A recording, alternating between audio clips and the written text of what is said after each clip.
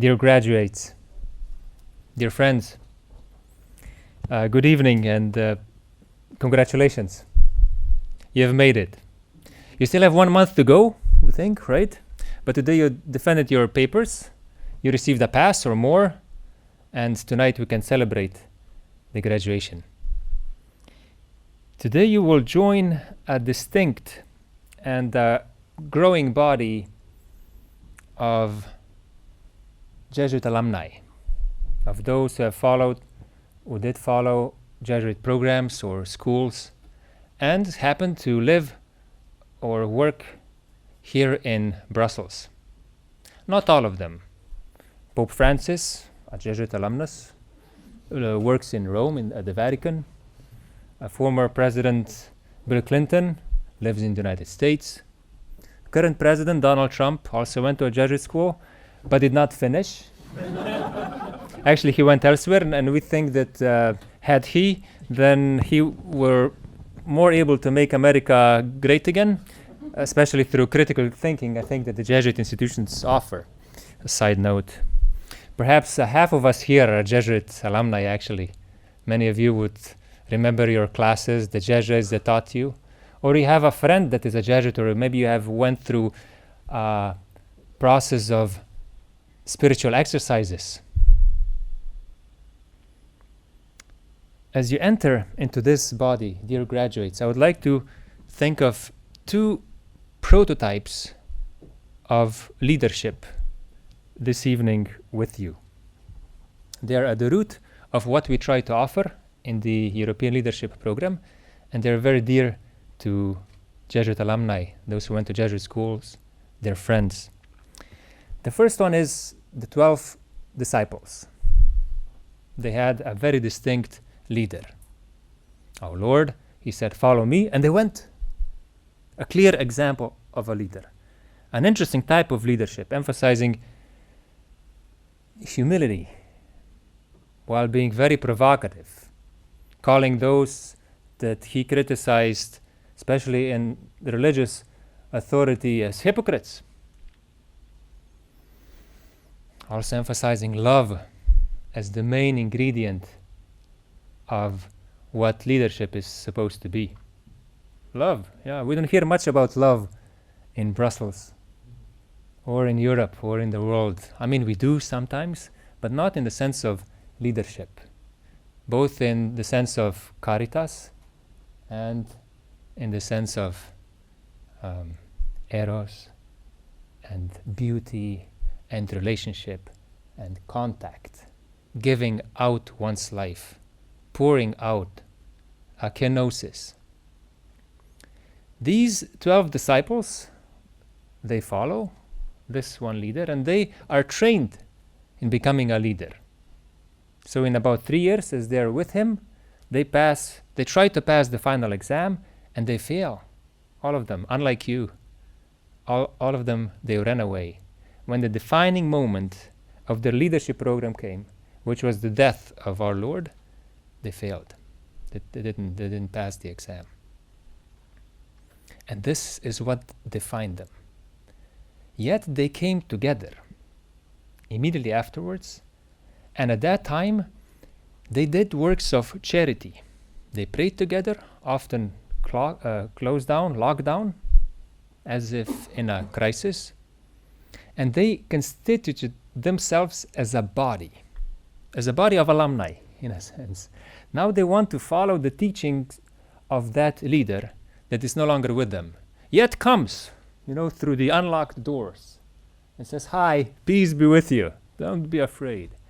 And then he offers them the spirit actually of the Holy Trinity. So it's that spirit then that helps them to move on, not just in their careers, to climb to a higher position. Instead of having a big boat on the Galilean Sea, 10 boats and more business and scaling it up. Why not? It's not just about their career, because they follow what the Lord told them. Now, from now on, you will fish people. It's a different kind of motivation. And they do it. And they just do it. It's not about their career. In fact, they will risk their lives. And all of them except the disciple that the Lord loved were killed, massacred, crucified, all of them.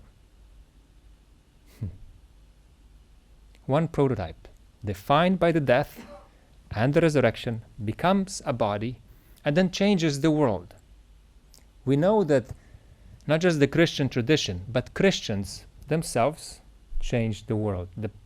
The way we look at a human being as a person, the way we look at the community, the way we even look at the political community in terms of democracy would not have happened without the merging of, or let's say the contact of the Roman law and the Greek tradition and the Christians.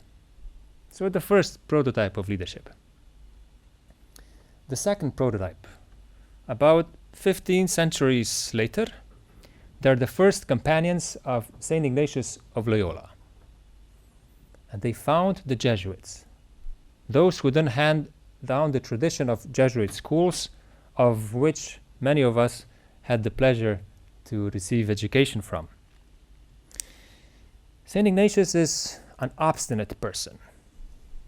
He knows what he wants to achieve, yet he is flexible at the same time, adaptable. For example, when he is persecuted by a sort of inquisition in Alcala in Spain, where he does studies, they forbid him to talk about minor and major or lethal or deadly sins. We would think, well, it's not that big of a deal, right? Just if they tell you to shut up, you shut up, but you do other things. But he says, no, I cannot help the souls if I don't relate to that distinction. For us today, we say, well, no. And he says, so I need to move to another place, right? So if I cannot help souls, I need to study elsewhere. And so he goes to Paris to pursue his education there, where he finds a new group of, in a sense, followers that he helps to convert through a wonderful process of spiritual exercises. And they follow not just him, but the same spirit that helped create the first church. The same spirit guides these, let's say, fellows. We sometimes call ourselves even fellow Jesuits, fellows, to transform the world at the time. And their defining moment, in a sense, was not just the fact that they were highly educated in Paris, friends that stayed together and lived together, but that they wanted to pursue their aim in preaching the good news in the Holy Land. So they go to Venice and they try to get the boat to get there. But they have a plan B. Should it not be possible, we will put ourselves totally at the disposition of the Pope and the mission received by the Pope. So they're in Venice and they have this beautiful time. They live like very poor people, so they have to go out and beg. That's an experiment we didn't have yet in the European Leadership Program. So that in a sense, your living, your substance would come out of begging. It's a very interesting exercise. Some of us still do it in pilgrimages, and we ask for food or for lodging, and you basically earn trust. They also serve the poor a whole lot. So the element of taking care of those who do not have, while even themselves, while they had great education, of course, they wanted to share in the same poverty because they felt that they are called by Christ, and they call themselves the poorest of Christ. And they're there in Venice, and there is no boat. For political reasons, they cannot go, and they set out for Rome. They're ordained priests. And what is very interesting about their intentionality, they want to help souls to defend and propagate faith, good Catholic faith, under the pontificate or the flag of the Roman bishop. They're willing to adapt. So what happens is, a bit unexpectedly, that while they're doing a lot of works of charity in Rome, while they're doing works of reconciliation, while they do also some teaching, a lot of spiritual exercises, they learn little by little that they can bear most fruit through colleges. And how did this come about? They try to form their own young Jesuits. At the same time, they allow others, lay people, at that time men, to join, to receive the same education. What happens over the next 100 years is a total transformation of the educational system in Europe and the globe. And you scale it up. So little by little, the Jesuits are a small fraction of the education that the Jesuits and their collaborators offer. And they realize that in Jesuit colleges, they can work directly with students or pupils. They also work with parents. They have a theater. They have a ballet school. They have whatever, observatory. So bringing different groups together, while at the same time still they serve the poor. So they open up. Interestingly, the first church also opens up. Those Jews, in a sense marginal Jews, like Jesus himself, they open up to what they call at the time pagans. Eventually, it's the pagans that are the church. Very small, very, very tiny fraction of those in the church are of, let's say, of Jewish origin. The same with Jesuit education. Now we are very few, actually, Jesuits to even run Jesuit schools.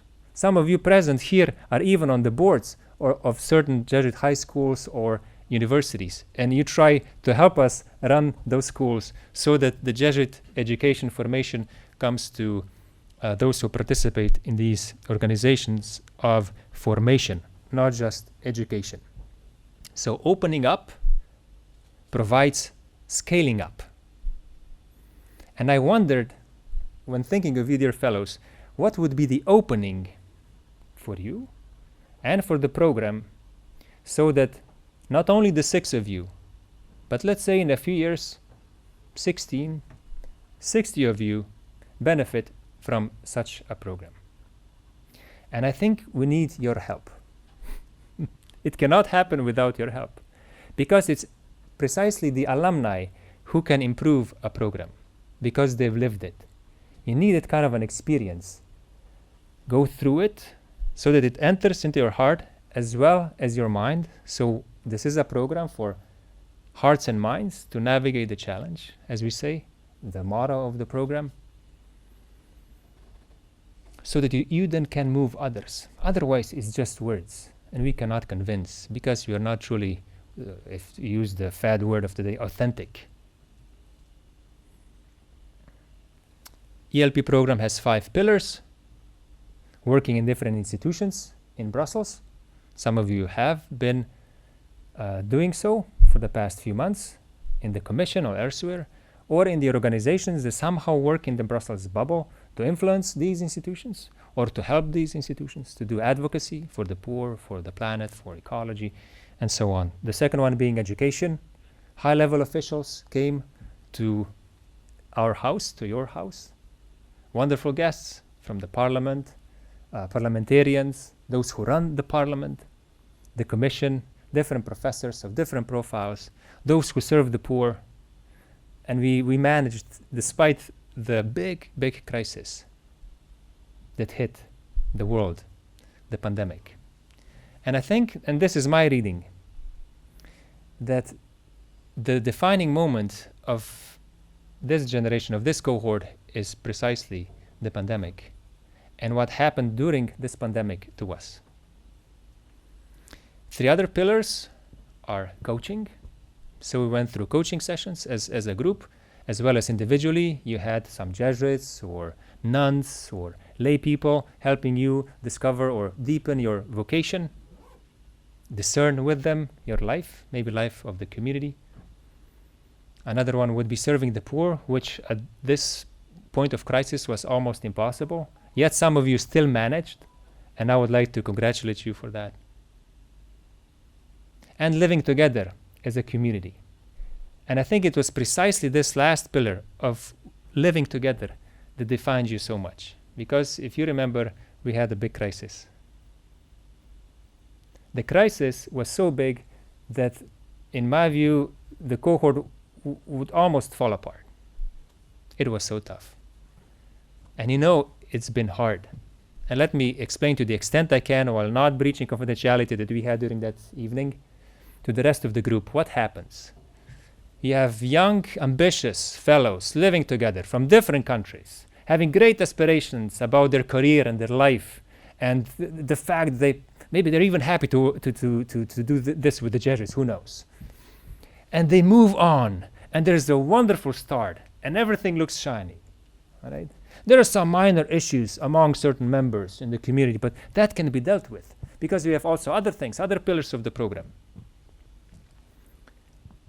And then this crisis hits. And the fact that we live in a community helps because we can help one another during the crisis. We can support one another. But we also realize that we come from such different contexts, different cultures, different backgrounds, different emotional intelligences, different spiritualities, different almost anything. How do we move on? And then there is a problem, and there is another one, and we don't enter into the problem. We don't enter into the pain, into the death, and then it's more and more difficult because we cannot speak about it. Then we had that evening all together, and I was amazed. Even for me, that was a defining moment. I can share this with you of my own vocation. To see that when the problem can be so big and so difficult, not to blame anyone at all, yet we are capable of overcoming it because we enter into it. Of course, we use some mechanisms of mediation and listening actively to one another, using our bodies and relax, and still we cried, remember? And we made some conclusions at the end that would take us temporarily out of the crisis and then move on. And I think this is a beautiful example of how we can build Europe. Europe too emerged as a unity, as a community, out of a crisis. Millions were killed, slaughtered, millions. It wasn't just this tiny corona crisis, which is still very important and deep. Millions. And on those ashes, as some would say, a new community was built. Imperfect, very imperfect, and we are still trying to work on it in order to improve it. We also entered into our death that evening. We entered the conflict so that we can emerge resurrected. Let that event, even though it's by far not the only one, and you have lived through so many wonderful things, and most likely are proud of yourselves, I hope, let that memory of the event help us to overcome any, I say any, conflict or problem that you will have in life. I would say if you were able and you were to achieve that transformation, you will be able to achieve the transformation of Europe. This is my dream. This, I hope, is also your dream, because we need to contribute to the common good of Europe, and it will not happen without facing our limitations, by entering into them through our vulnerability, through humility that we are taught by our Lord. All right, so we had a few defining moments. Now we are looking for the opening and to see where this takes us next. I would hope that the experience of certain spiritual exercises that we did together, of some discernment, would help you to help others to show the way to God, or to the Supreme Being, or to love, or to the meaning of your life. That you too would be able to walk with the poor and to serve them, and perhaps, if you're blessed, become poor yourselves. Also to journey with the youth. It's not just that the poor cry out to God and to us. I heard this morning we had a conference, and it's also important to us recently in the Jesuits to hear the cry of the youth, of the children, because often they will suffer the consequences of the lack of our own inaction when it comes to climate change, when it comes to issues in our society. And also then to collaborate in caring of the common home. So these would be my general suggestions for the foreseen future of your lives. But how concretely? First, I ask your support. We have asked the support of our previous fellows, now alumni, some of them present tonight, some of them entering the second semester, some of them even beyond, to help spread the word. This is, some of us believe, a top program we have in Brussels of formation. Not just education, not just work, it's a combination. It's a holistic program. It's a little bit like the early Jesuits. We try to bring things together as the constitutions of the Jesuits would have imagined. Next would be to be a proud fellow. Yes, I finished a wonderful program. Not a perfect one by far. And we had many issues, my God. And I don't want to go back there for at least a few months or years. No, it's done. I'm happy I did it, but not now. No. But perhaps in 5 years, 10 years, 20 years, you will say, yeah, I want to support a fellow. Not now, as a mentor, as a teacher, while you will be working here in Brussels, or being the president of a country or an institution. That's the path for you. You will have to serve the community. And in a sense, you do have to give back. Most of us here who are Jesuit alumni, and others, the friends, we want to give back.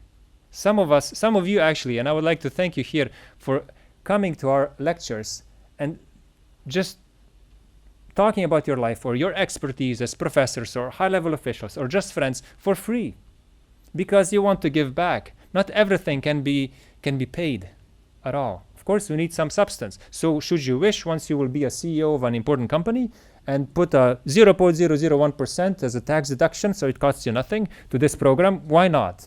And also, this would be an invitation for others as well. Resources are necessary. But that's not the main thing. The main thing, I think, is hope. Pope Francis invites us regularly now to not to just think about hope, but being witnesses of hope. I'm not sure if you're familiar with the litanies of Loreto.